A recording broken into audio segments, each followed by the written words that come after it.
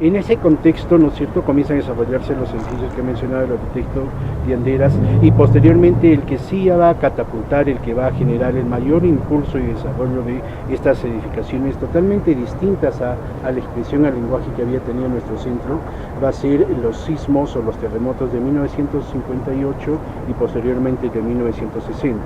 A raíz del primero se comienza a gestar el tema de la Junta de Rehabilitación de la ciudad, para lo cual el gobierno da un impuesto especial para la ciudad, ¿no? Entonces la Junta comienza a identificar el querer tener una ciudad moderna, el querer cambiar las condiciones de la ciudad. Desgraciadamente todavía en nuestra ciudad no existía una escuela de arquitectura. Justo el día de ayer, a 5 de junio, se celebró una fecha más de la fundación de la Escuela Profesional de Arquitectura, ¿no es cierto? Estamos en 54 años, de tal suerte que recién va a ser en los años 70 cuando llegue esta a la ciudad. No había entonces un ente, no había quien manejara adecuadamente lo que viene a ser el desarrollo, el entendimiento de cuál era el derrotero o la senda que debería tener el desarrollo de la ciudad. Y se maneja este modernismo.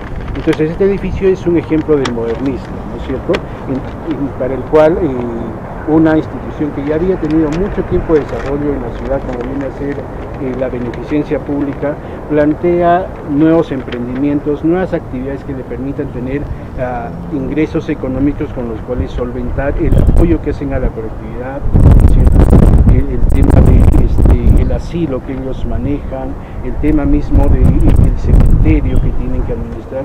Entonces se decide hacer este tipo de edificación, ¿no?, y con las características, con las condiciones en las que nos habla este modernismo.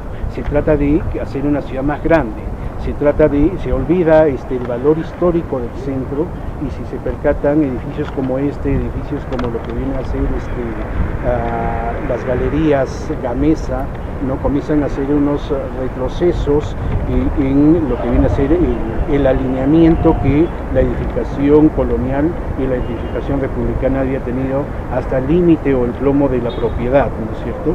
Entonces ellos tratan de expandir el espacio.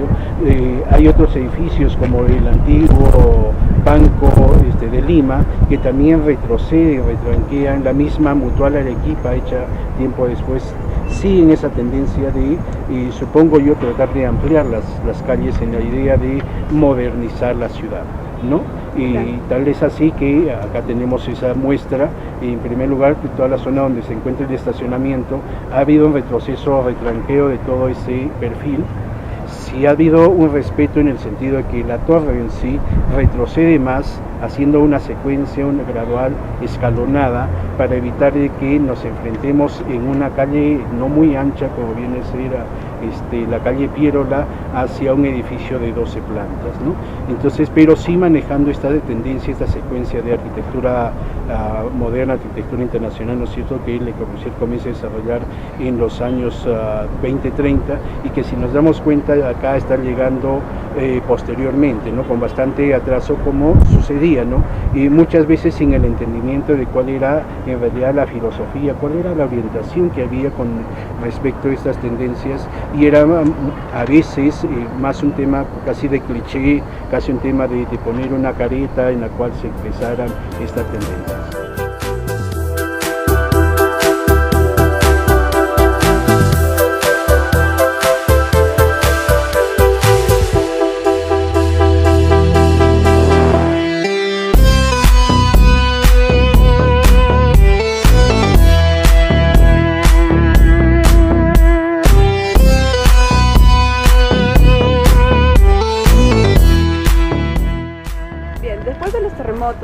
Acontecidos en el 58 y en el 60, nos hacemos la gran pregunta de por qué se plantean edificios en altura, ¿no? Como podemos ver, aquí apreciamos el entorno en el que se encuentra esa edificación y tenemos varios ejemplares. Sí, sí, por supuesto. Justamente estábamos conversando hace un momento sobre lo que es el edificio el Virrey, y tenemos, por ejemplo, también el complejo residencial Nicolás de Piérola, la primera etapa, con la que incluso aparece un edificio de hasta 11 niveles, ¿no? Y por qué también la beneficencia en los años 61 hasta el 68, produce un edificio de esta envergadura. Entonces es algo contradictorio, puesto que más bien cuando nosotros hemos pasado el sismo del 2001 hubo un temor a la construcción en altura, hubo una deserción más bien en ese tipo de proyectos. Entonces la única explicación que tenemos es el deseo de la ciudad de Arequipa, la fuerza de la arquitectura moderna. Hablamos de más de la tendencia corbusiana que la de Wright en manejar la alta densidad en vivienda y manejar un coeficiente de edificación considerado alto, acorde a un terreno que recuperara el espacio abierto, de repente en los espacios superiores, en los últimos niveles, en las terrazas, ¿no? Entonces es justamente esa la razón principal por la que Arequipa tiene esa pujanza, y la arquitectura moderna hasta cierto punto yendo en contra del factor condicionante propio, aunado al desarrollo de la tecnología, la aparición de las nuevas máquinas que permiten, por ejemplo, que se pueda trabajar ya con ascensores, se dé y se geste estos edificios que constituyen un hito hasta la actualidad. Estas alturas que se han logrado en los años 60 no han sido tan fácilmente superables, como podemos todavía ser testigos, ¿no? Hay algunos nuevos edificios como los de Quimera, que evidentemente han buscado ser ya un hito, pero ha tenido que pasar mucho tiempo para ello, ¿no?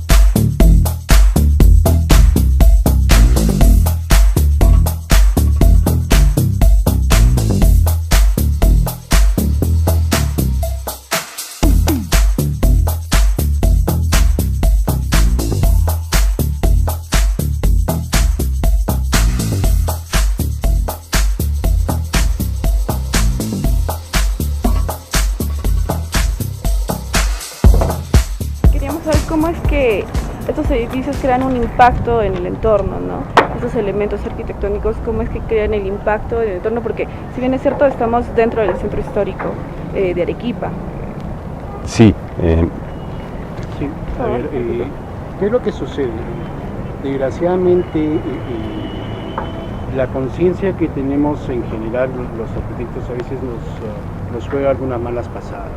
Y el ímpetu y un poco la tendencia del arquitecto siempre a generar estructuras que se adelantan y se orientan hacia el futuro, suelen tener una contradicción con el hecho de que debemos identificar los valores positivos de la historia, ¿no? Entonces, ¿qué nos va pasando en ese sentido?